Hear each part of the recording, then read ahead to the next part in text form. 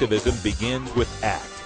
The Russ Belville Show features the stories of hardworking grassroots activists working for an end to prohibition in today's activist agenda. All right, welcome back, everybody. 32 after the hour, and as you know, coming up this month is Veterans Day. Won't be having a live show. We cover all the federal holidays, 420 Radio. So I wanted to bring on, before we hit the weekend, one of my favorite activists, hard veteran access to medical cannabis they need. He's from Vets for Medical Cannabis Access. It's Michael Krawitz. How you doing, Michael? I'm doing fine, Russ. It sounds like we might have a little delay, so we'll take it slow. Okay, slow. After this, it's all folks a little bit of where we've been trying to get cannabis veterans. I was curious latest on this issue, and I understand you're down in Florida with some pretty amazing. Oh, so sorry. I was just wondering about Florida. If you could tell me Florida. So we're in Florida. Veterans Cannabis is working on international to reach out to veterans, to reach to the VA itself, and reach out to those organizations, service organizations, to educate them about the VA medical marijuana policy and to help them along to talking points, the understanding the VA policy and how it relates to their benefits, answer and things like that. They activated and have the knowledge that they would need to have themselves. And we're working with the Cannabis Action Network, Veterans Committee of Florida, and the normal Florida Veterans Committee. And we're reaching out across the Panhandle to several VA facilities. And we've kind of laid the land first before we got here. And we're connected with the people that have the initiative. We're trying to get the ballot. And there's an initiative underway to try to get a people in the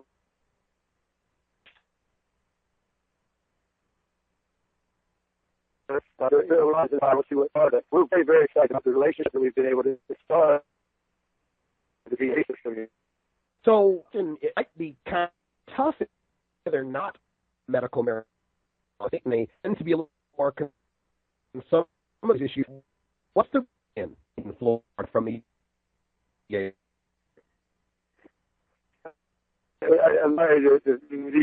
Florida? Yeah, how are the VA in Florida responding?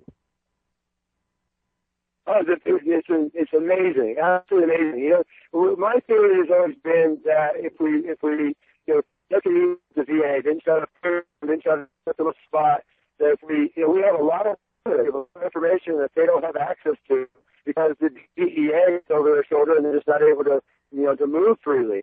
And I thought if we could put ourselves in a position to make us helpful to the VA, maybe they'll take advantage of that. It's a little bit kind of a bit more attack than the marijuana usually is. But this attack we take it, and it seems to work out quite well. The VA hospital system, we got it, and we got to meet with the chief of staff, and we did meet with some of the chief of staff, and then from the first meeting, it's been a multiplier effect because these hospitals communicate with each other and they got to know us and they knew that we weren't a threat and we tried to follow the rules and we didn't get in their face or try to put tables up in the wrong places where we had to deal with the police or anything. And it really has worked to create a good relationship where now I was able to get the top representatives of this hospital administration in each location to come out and meet with local vets.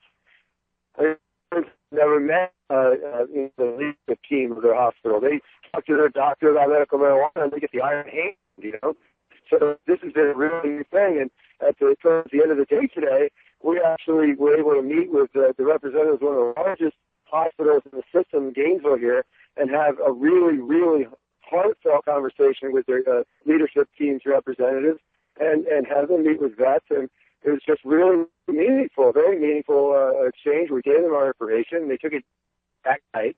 You can still want it on your website. Your website isn't inside the VA hospital. Our flyers are now because we handed them to them in a friendly way.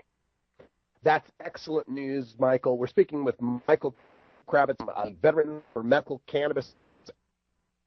Can you give the web? Yes, for medical cannabis. It's just medical cannabis, and Facebook, and it's actually easier to go through Google to get to the Facebook page for some reason. But anyway, and we have a great presence on Facebook.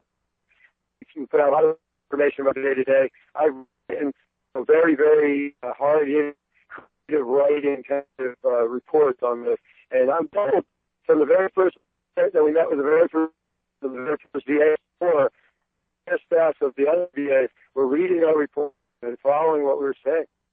And they did. We wrote. I'm writing a new site actually for yesterday today, which is going to be a doozy. It's what happened. So I would check out on Facebook. If you know any veterans denied treatment, they have to say has medical marijuana or not, and it's an hassle for whatever reason. You can't get their medical amended. But Michael, what are some of the issues that now, even in the marijuana states? I mean, still a lot left to be done to access, right? If I think what you're saying is a issue, but we have a situation in the where situation affects every vet, and that's the problem. And that is the veterans. We like to be a because it says you won't be punished using medical marijuana. Okay, and that's what there's a very needed clarification for bloody tree. So in a lot of, but the problem is also they said they aren't allowed to recommend cannabis. But if they're not allowed to recommend cannabis, I mean, you go in a VA hospital, anywhere in the country, legal or not, the doctor can't tell you anything about cannabis. If he says anything that might be positive or construed as positive, that could be seen as a recommendation. They can't do it. So they're really prohibited very strongly from talking about it at all. Which is better. And all across the United States is being done information and doctor. And that's not right. It's wrong. It's upset. Although the 30 states that aren't legal medical marijuana, their doctors punish them with impunity and have to go case by case and fight every case to protect them. There's no legitimate reason to take away someone's treatment. That's ethical. So we can fight it, but they think they can do it, and they do it. And 20 plus 1, 20 states plus the District of Columbia, where the veterans now have a shield. That doesn't show up in other states. We have to basically go back to Excalibur again. Mm-hmm. Even in the 20 current medical marijuana states, not all of them recognize post-traumatic stress. What is the latest on getting that recognized in those states? Well, that's another interesting about it. We have more of medical conditions, medical conditions, and we're working on those are represented in the states for adding we got that passed, and now in Oregon, as of October, could get a recommendation, and as of January, card, with the medical condition. Interestingly, we're right at the same spot we were when we were going to the legislature for the very first time in Oregon. That's where we are in Colorado right now in the fight. This fight is kind of rolling from state to state, and we'll do what we can to make sure all the different states have the different qualifications that the veterans. And we'll just keep working until we get there. But also it's legalization. Legalization is not an I mean, we veterans from Cannabis Act, we veterans helped pass measures before because of what I just said, because they've been same kind of walk. In the committees where it's supposed to be here. Because of that, because the state recognized that, we were able to use that as a tool to help pass Amendment 64 as a veteran issue, which will have access, and it worked. But the problem, if you go to have it legal in the state, that's not going to do it. That's not enough to help you, get a urine test at work. It's not actively follow the policy. So, celebration is a stopgap measure to our stopgap. Mm-hmm. Well, Michael Krawitz from Veterans for Access focus on the show. Solemn day, and let's begin on the show. I'm sorry about the bad connection. No problem. Take the guest. I hear you, and I love you so, man. Love you guys. And anytime, so much. Michael Krawitz, Medical Cannabis Access, and I encourage everyone here to do right by our vets and visit their site today so that you can make a donation or help them in some way.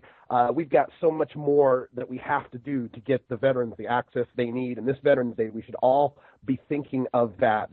There's somebody close to you that could really use this help. When we come back from our break, we're going to take some time to talk a little bit more about these veterans issues as we approach Veterans Day. And once again, remind you that on Monday we won't have any shows, won't have our live show for Veterans Day because we take our federal holidays off. But starting next week on Tuesday through Friday, we are bringing you a special, a whole week look at another issue that's important to us here at the cannabis community, and that is the rights of parents and medical cannabis. That is, if you're a parent that uses medical marijuana, what are your rights, and specifically how Child Protective Services has been used lately to attack medical cannabis rights and medical cannabis using patients in the medical marijuana states. So we've got all sorts of great guests, including Diane Goldstein from LEAP, Sarah Frank from Moms for Marijuana, Sarah Arnold from the Family Law and Cannabis Coalition. Let's see, so trying to remember everybody. Diane Fornbacher from Ladybud will be joining us. Charmy Golson from Michigan Moms United. Lindsay Reinhart, my friend from Idaho here, who was forced out of the state for her advocacy of medical marijuana, and so much more. All next week, 2 guests per show. We're going to be talking about CPS and its effect on medical marijuana and families. All right, you're listening to the Russ Belville Show here on 420radio.org. We're coming to you live from Boise, Idaho here while I'm out on the road. We're going to take a short little break, and when we come back, we will have more for you here on 420 Radio. Stick around.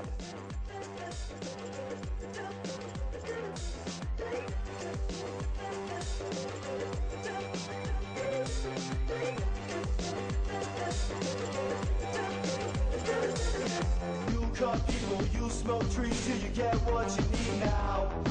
Designer drugs with mention smokes to get through the day. You always get them so high. We'll be right back after these messages from our 420 friendly sponsors.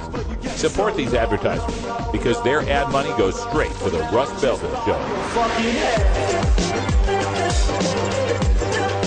You're tuned into the Russ Belville Show, the voice of the marijuana nation.